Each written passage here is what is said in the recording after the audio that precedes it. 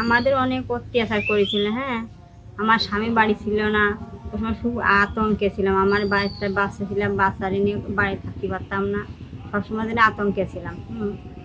অপরাধ গ্রামে দলদাপ করে, বিএনপি করে, এই জন্যই।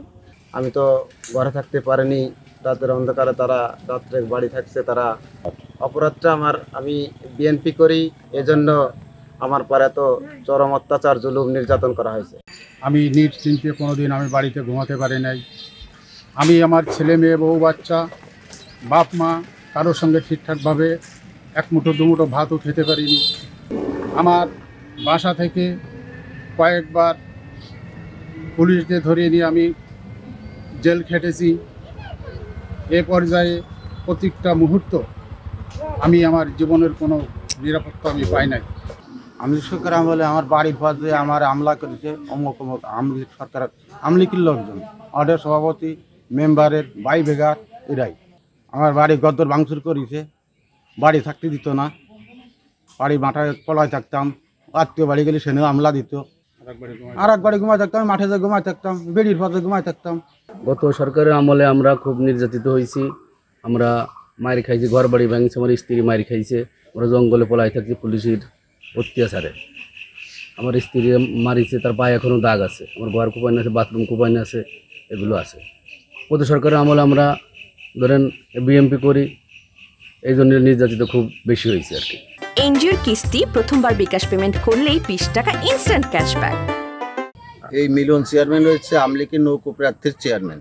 এই চেয়ারম্যানের সময় ভোট কাট চুরি করে কাটিয়ে কুটিয়ে নিয়ে চেয়ারম্যান হয়েছে, কিন্তু আমরা ওই সময় প্রতিবাদ করলো আমলিক সরকার ক্ষমতা, আমাদের কথা কোনো কর্ণপাত হয়নি। আমার বিএমপির 4টি কেসে দিয়েছে। 1.5 বছর আমি বাড়ি ছাড়া, জেল হাজতে, তারপর পলাইয়ে আমার দিন যাপন করে দিয়েছে। আর এই 1.5 বছরের মধ্যে 8 বাজার কোথাও আমি যেতে পারিনি, সবসময় পলায় বেড়াতে হয়েছে। অপরাধটা ওই যে ওনার ওই সমস্ত অন্যায় প্রতিবাদ করি।